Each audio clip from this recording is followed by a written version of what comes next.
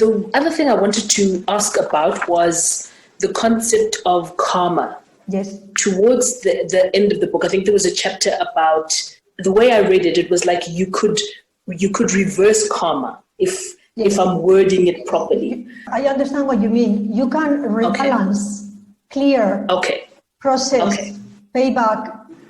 So at the beginning, I felt like I came from life like behind the starting line, and then over the years with the work I've done, I feel I am ahead now. I am in a comfortable place, at a comfortable pace. If something happens, I've got leeway, which I always talk about, the leeway on the sides, the buffer, the space, so that if something goes, you can veer a little bit of your center or balance. My pendulum is not crazily going from extreme to extreme like it used to. So I am in a comfortable place in that sense. So every time you have a situation in life where something is really hard, someone is very difficult, something is like up the slope, up the mountain, you can't really go, and you think you're being tested, you don't have the resources, you're going to quit, and you keep going, and then eventually it clicks into place and dissolves. If you don't finish it off, you will be tested again and again because you did not pass that level. It's like a frequency level. You did not jump to the next frequency level or platform. I call them frequency platforms. In that sense, I talk about languages as frequencies as well. Something resonates. Oh, I want to understand that communication. It clicks, it goes, you know you are free. You have a feeling of freedom. You have a feeling of resolution. You have a feeling, I don't need to go back there anymore. That need been there, got a t-shirt. That's how I call it. You've completed that. Because Spirit said to me, I am living 3 lives in one. I was paying off a lot of karma in England, in South Africa, in Spain, and so on. I feel all my karma is done. Now they told me, you are at the new beginning. We don't even know where you are going now because you've done what you came here to do. You signed up, you finished it all better. You should have seen how I've worked. 24 hours a day, 7 days a week. Even at night with my dreams, I train myself to remember dreams. I weave the memories, the dreams, everything into everything, the healing, the books. So my whole life is a tapestry, and nothing is wasted and nothing is lost. Everything is integrated.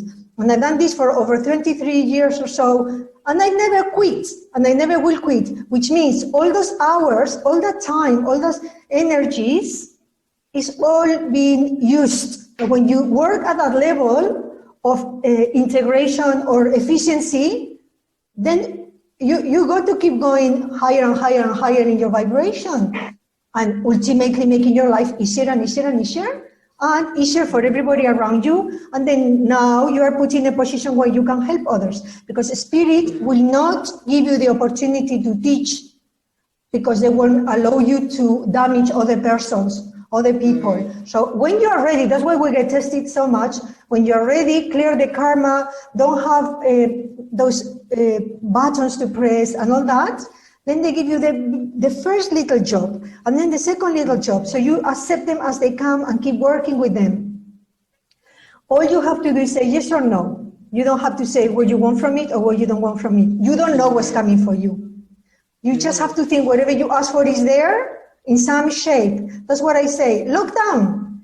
Think about it. Everybody has got something they wanted from the lockdown. As much as we complain from this and that and the other, if you really look about it, there is something in there that you wanted, an opportunity to do something that maybe you couldn't before, and so on. So we need to be grateful and so on. So once you clear those karmas, it's like you create a new path. You start setting your own standards, your own direction, because it's not something you were put like out of the blue in a place that you look like you don't want to do that.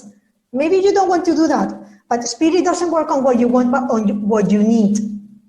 What you need, it will be presented to you. Once you integrate it and resolve it, then you can start wanting, but first needing. Because once you complete your needs, you don't really have so many wants. We are totally confused about that. That's why we look at the marketing world and buying things.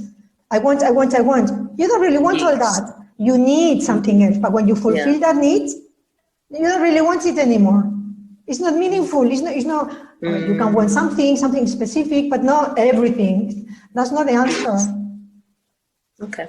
That resonates quite deeply with me. And I think it would allow me to look at the lessons that I am learning, or the karmic experiences. That's right. And figuring out where I think a lot of times I have felt a bit of resistance and run away. That's right. Instead of working through it. That's right. Yeah.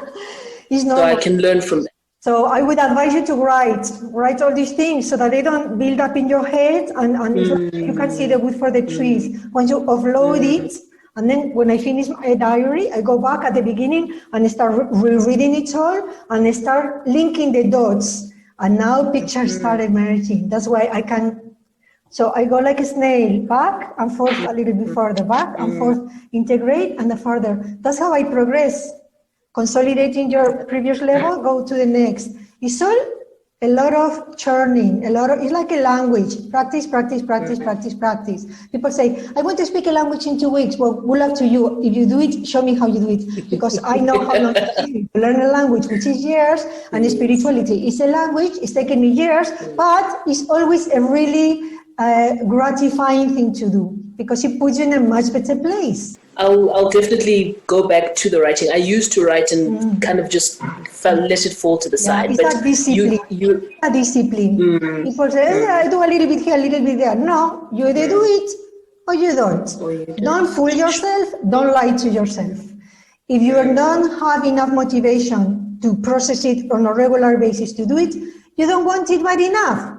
There's nothing wrong with that, but the universe will hit you again until you decide when your motivation starts, because ultimately we all have to get to a point where we surrender.